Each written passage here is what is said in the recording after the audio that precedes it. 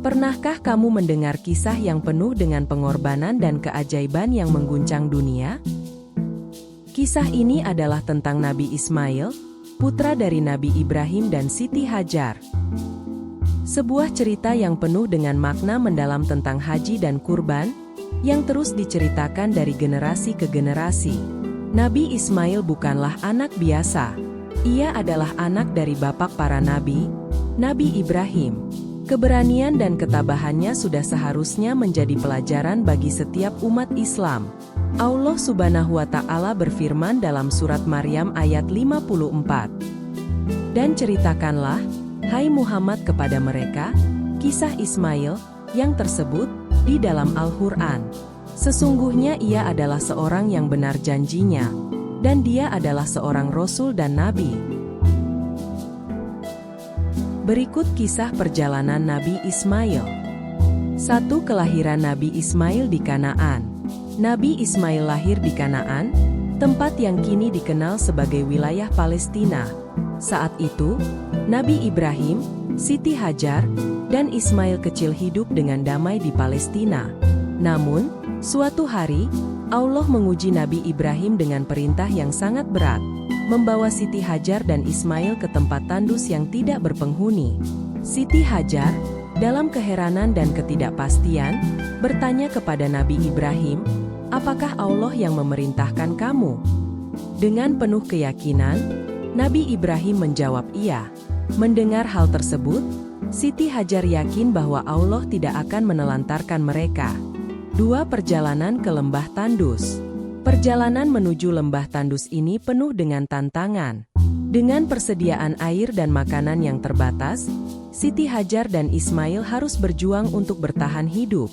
Nabi Ibrahim meninggalkan mereka dengan perasaan kalut, sambil berdoa agar Allah senantiasa melindungi mereka. Namun, seiring berjalannya waktu, persediaan itu habis. Ismail kecil menangis kehausan. Siti Hajar, dalam kepanikannya, mulai berlari dari Bukit Syafa ke Bukit Marwah sebanyak 7 kali untuk mencari sumber air. Tempat tersebut sunyi, tidak ada tanda-tanda kehidupan selain mereka berdua. 3. Munculnya air Zam-Zam. Saat berada di puncak Bukit Marwah, tiba-tiba Siti Hajar mendengar suara yang menyapa. Dengan penuh harap, ia mendengarkan dengan seksama dan melihat bahwa seseorang akan menolong mereka. Allah mengutus malaikat Jibril untuk membuat sumber mata air yang kelak menjadi buah tangan favorit para jamaah haji. Allah Subhanahu wa Ta'ala mencatat kisah ini dalam surat Al-Baqarah, ayat 158. Sesungguhnya Syafa dan Marwa adalah sebagian dari syiar Allah. Maka barang siapa yang beribadah haji ke Baitullah atau berumroh, maka tidak ada dosa baginya mengerjakan sa'i antara keduanya. Dan barang siapa yang mengerjakan suatu kebajikan dengan kerelaan hati, maka sesungguhnya Allah Maha mensyukuri kebaikan lagi Maha mengetahui. Sambil menangis, Ismail kecil menghentakkan kakinya ke tanah, dan keluarlah air jernih dari tanah yang tandus. Siti Hajar senang sekali hingga bergumam, "Zam, Zam, Zam," yang artinya berkumpul. Itulah asal mula sa'i sebagai salah satu tahapan dalam haji dan segarnya air Zam-Zam yang dirindukan oleh jamaah haji di seluruh dunia. 4. Kehidupan di Mekah. Lama-kelamaan, keberadaan air Zam-Zam menarik perhatian suku Jurhum yang sedang mencari air. Mereka melihat ada burung berputar-putar di atas tempat tersebut, menandakan adanya sumber air. Dengan harapan, mereka mendatangi tempat itu dan akhirnya bertemu Siti Hajar serta Ismail. Siti Hajar membuat perjanjian bahwa mereka tidak akan merebut sumber air tersebut. Suku Jurhum setuju, dan mereka hidup bertetangga dengan rukun. 5. Ismail tumbuh dewasa. Ismail belajar bahasa Arab dari suku Jurhum dan tumbuh menjadi anak yang cerdas, berperilaku baik, sopan, dan taat kepada Allah seperti yang diajarkan oleh ibunya. Tahun demi tahun berlalu, Ismail tumbuh dewasa hingga akhirnya siap bertemu ayahnya, Nabi Ibrahim, untuk melepas rindu, perintah berkurban dan keteguhan hati. 6. Ujian kedua Nabi Ibrahim. Ketika Ismail sudah dewasa, Allah kembali menguji keimanan Nabi Ibrahim dengan perintah yang sangat berat. Dalam mimpinya, Nabi Ibrahim diperintahkan untuk menyembelih anaknya. Ia meminta pendapat anaknya, Ismail, mengenai mimpi tersebut. Tanpa ragu, Ismail meminta bapaknya untuk patuh pada perintah Allah. Allah mencatat hal ini dalam Quran Surat Asy-Syaffat ayat 102. Hai anakku, sesungguhnya aku melihat dalam mimpi bahwa aku menyembelihmu. Maka fikirkanlah apa pendapatmu.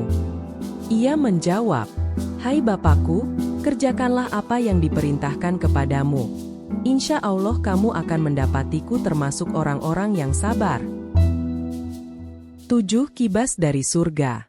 Menurut tafsir Ibnu Abbas, hewan yang menggantikan Nabi Ismail adalah kibas, hewan persembahan dari Habil yang diterima Allah.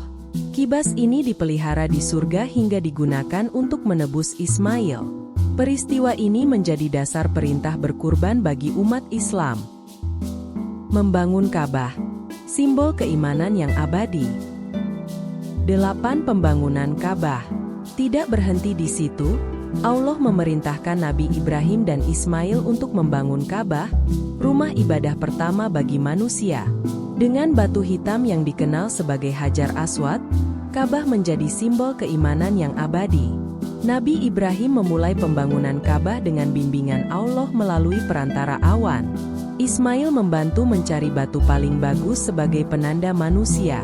Ia bertemu Jibril yang memberikannya batu hitam yang dikenal sebagai Hajar Aswad.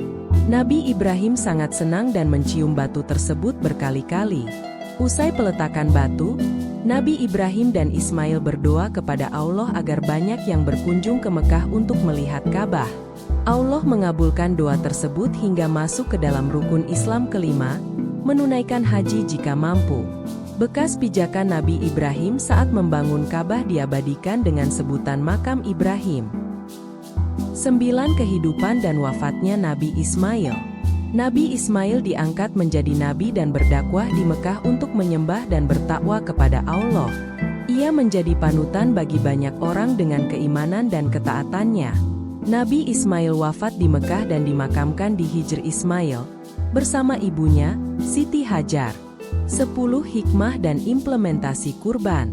Kisah Nabi Ismail mengajarkan kita tentang keimanan yang teguh, pengorbanan yang tulus, dan keajaiban yang datang dari keyakinan kepada Allah.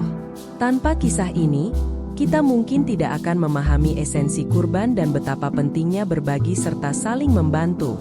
Allah tidak akan menguji di luar batas kemampuannya. Selama manusia berusaha mencari solusi, maka Allah akan bantu hambanya. Terima kasih telah menyimak kisah Nabi Ismail yang penuh dengan pelajaran berharga. Dari keteguhan hati Siti Hajar, keberanian Nabi Ismail, hingga keimanan Nabi Ibrahim, kita belajar bahwa pengorbanan dan ketulusan adalah kunci untuk mendekatkan diri kepada Allah Subhanahu wa Ta'ala. Mari kita ambil hikmah dari setiap kejadian dan terus tingkatkan keimanan kita. Jangan lupa untuk berbagi cerita ini kepada orang-orang terdekat agar mereka juga bisa mendapatkan inspirasi dan pelajaran berharga. Jika Anda menikmati video ini, berikan like, tinggalkan komentar, dan jangan lupa subscribe untuk konten inspiratif lainnya. Aktifkan juga lonceng notifikasi agar Anda tidak ketinggalan video-video terbaru dari kami. Semoga Allah Subhanahu wa Ta'ala senantiasa membimbing kita dalam setiap langkah dan menjadikan kita hamba yang selalu bertakwa. Terima kasih, dan sampai jumpa di video berikutnya.